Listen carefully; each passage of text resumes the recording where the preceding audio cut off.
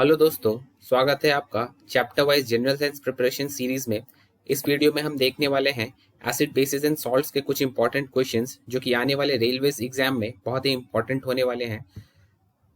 इस वीडियो को हमने 2 पार्ट में बनाया है और दोनों पार्ट में आपको 15-15 क्वेश्चंस मिलेंगे। तो आइए स्टार्ट करते हैं इस पार्ट के पहले क्वेश्चन से। Acids are substances that can turn blue litmus. Acids वो सब्सटेंस होते हैं जो कि ब्लू लिटमस को रेड में कन्वर्ट कर देते हैं, और यही बेसिस वो सब्सटेंस होते हैं जो कि रेड लिटमस को ब्लू में कन्वर्ट कर देते हैं। ठीक इसका उल्टा। ये देखिए, लिटमस एक इंडिकेटर होता है जो कि लाइकेन से मिलता है हमें। लिटमस की तरह ही फिनोप्थलीन भी एक इंडिकेटर होता है जो कि कलरलेस होता है, और एसिडिक मीडियम में ये कलरलेस ही रहता है, यानी इसमें इसके कलर में कोई चेंज नहीं आता है। और यही अगर इसे बेसिक सोल्यूशन में डाला जाए तो ये पिंक हो जाता है। और एक इंडिकेटर होता है जो कि एग्जाम में पूछा जाता है, उसका नाम है methyl orange. Methyl orange acidic medium में रेड हो जाता है और बेसिक मीडियम में ये येलो बन जाता है। Next question, what is the increasing order of acidic strength of hydrogen halides? Fluorine, chlorine, bromine, iodine, ये सारे हैलाइड्स होते हैं और इसका आंसर होगा HF less than HCl less than HBr less than HI। आइए इसे समझते हैं। एसिडिक स्ट्रेंथ किसी भी सब्सटेंस का डिपेंड करता है वो कितना इजीली H+ आयन को लूज कर दे। एक कंपाउंड में जितना बॉन्ड वीकर रहेगा उतना ही इजीली H+ आयन वो डोनेट करने पाएगा। हमने देखा HI सबसे ज्यादा एसिडिक है और HF सबसे कम एसिडिक है, क्योंकि HI में जो I का एटॉमिक साइज है वो बहुत बड़ा रहता है, और इसीलिए वो हाइड्रोजन के साथ बॉन्ड बहुत वीक बनाता है, जिसके कारण इसमें से H+ आयन इजीली बाहर निकल जाता है। और इसका ठीक उल्टा F का जो एटॉमिक साइज होता है वो बहुत छोटा होता है, और इसी कारण ये H+ के साथ बहुत ही स्ट्रॉन्ग बॉन्ड बनाता है, जिसके कारण H+ आयन को बाहर निकलने में बहुत मुश्किल होता है। तो आंसर हो जाएगा H+ lesser than HCl lesser than HBr lesser than HI। आगे बढ़ते हैं। What is the pH of blood? अपना ब्लड का जो pH होता है वो 7.3 से लेके 7.4 के अराउंड होता है, यानी ब्लड बेसिक होता है। हमारे ब्लड में कार्बोनिक एसिड और बाइकार्बोनेट आयंस पाए जाते हैं, और यही दोनों ब्लड को बफर बना के रखता है। बफर सोल्यूशन वो सोल्यूशन होता है जिसमें अगर आप एसिड डालिए या बेस डालिए वो अपना pH चेंज नहीं करता है। तो इसीलिए हम जो भी खाना खाते हैं वो एसिडिक हो या बेसिक हो, हमारे ब्लड में मिलके हमारे ब्लड का pH को चेंज नहीं करता है। अगर हमारा ब्लड का pH 6.8 से नीचे चला जाए या 7.8 से ऊपर चला जाए, इससे हमारा डेथ भी हो सकता है। आगे बढ़ते हैं। What is acid according to Arrhenius? Arrhenius का कंसेप्ट था एसिड वो सब्सटेंस होते हैं जो कि एक्वस सॉल्यूशन में H+ आयन देते हैं, और वही बेसिस वो सब्सटेंस होते हैं जो कि एक्वस सॉल्यूशन में OH- आयन देते हैं। इन्हीं के तरह ब्रॉन्स्टेड एंड लॉरी का भी एक कंसेप्ट था एसिड बेस का। ब्रॉन्स्टेड और लॉरी बोले थे एसिड वो सब्सटेंस होते हैं जो कि प्रोटॉन डोनेट करते हैं, और ठीक इसका उल्टा बेसिस वो सब्सटेंस हो जाएंगे जो कि प्रोटॉन एक्सेप्ट करेंगे। लुईस का कंसेप्ट था एसिड वो सब्सटेंस होते हैं जो कि इलेक्ट्रॉन एक्सेप्ट करते हैं, और बेसिस वो सब्सटेंस होते हैं जो कि इलेक्ट्रॉन डोनेट करते हैं। आगे बढ़ते हैं। NaCl का pH कितना होगा?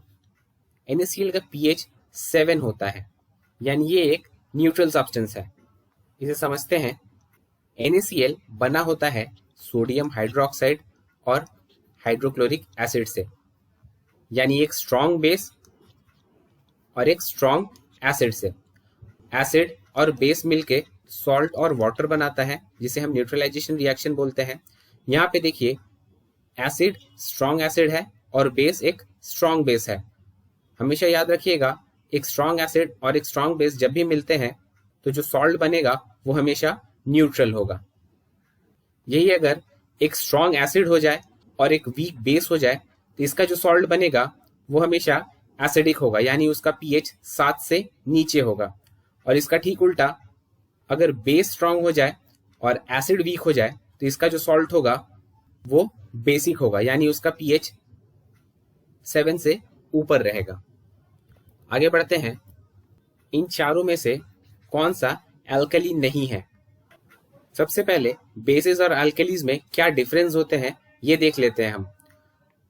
एल्कलीज वो बेस होते हैं जो कि वाटर में सोल्यूबल होता है, यानी बेस एक बड़ा टर्म है एल्कली से, और हम बोल सकते हैं all alkalis are bases but all bases are not alkalis. Periodic table के ग्रुप 1 और ग्रुप 2 में जितने भी मेटल हाइड्रोक्साइड्स हैं वो सारे एल्कलीज होते हैं, यानी कि वो वाटर सोल्यूबल है। तो इन चारों में से मैग्नीशियम हाइड्रोक्साइड में मैग्नीशियम ग्रुप 2 में आता है, पोटेशियम हाइड्रोक्साइड में पोटेशियम ग्रुप 1 में आता है, और सोडियम हाइड्रोक्साइड में सोडियम ग्रुप 1 में आता है, यानी ये तीनों अल्कलीज होंगे। और एल्यूमिनियम जो है वो ग्रुप 3 में आता है, इसीलिए ये एल्कली नहीं है। आते हैं अगले क्वेश्चन की तरफ। हमारे पेट में कौन सा एसिड रहता है? तो वेरी इजी क्वेश्चन, हमारे पेट में HCl रहता है, हाइड्रोक्लोरिक एसिड, जो कि हमारे फूड को डाइजेस्ट करने में हेल्प करता है। और ये HCl का pH 1.5 से लेके 3.5 के अराउंड रहता है। Next question, which compound is used as fixer in photography? तो फोटोग्राफी में एज अ फिक्सर हम यूज करते हैं सोडियम थायोसल्फेट को। इसे हाइपो भी बोला जाता है, HYPO। फोटोग्राफी फिल्म बनाते टाइम सिल्वर हैलाइड हमें एज अ बाई प्रोडक्ट मिलता है, और ये सिल्वर हैलाइड इमेज को डार्क कर देता है। तो यही सिल्वर हैलाइड को हटाने के लिए हम सोडियम थायोसल्फेट यूज करते हैं।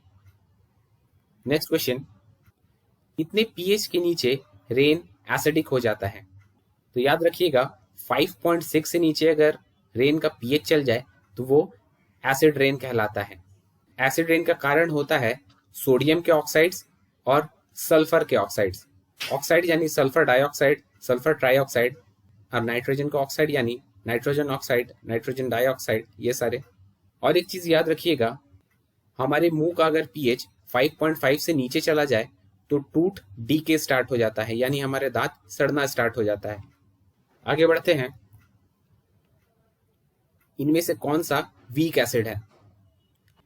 याद रखिएगा, वीक एसिड वो एसिड होते हैं जो कि एक्वस सॉल्यूशन में H+ आयन पूरी तरह डिसोसिएट नहीं करने पाते हैं।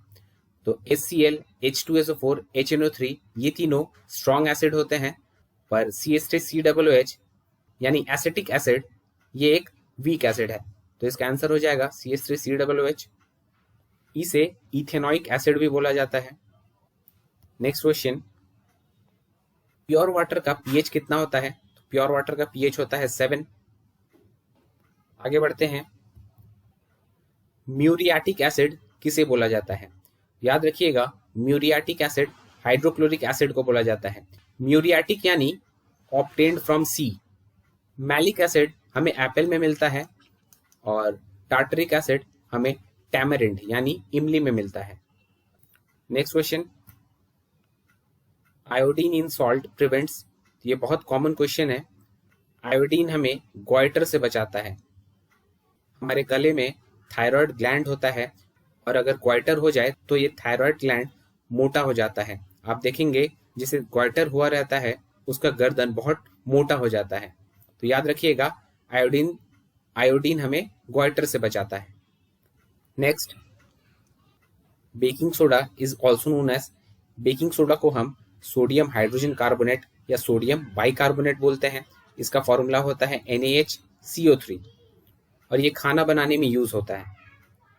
बेकिंग सोडा में small amount of tartaric acid दिया जाता है, और ये मिक्सचर को हम बेकिंग पाउडर बोलते हैं। जब भी हम केक या ढोकला में इसे डालते हैं तो बेकिंग पाउडर के कंस्टिट्यूएंट आपस में रिएक्ट करके CO2 बनाता है, और ये CO2 फूड को फुलाने में मदद करता है।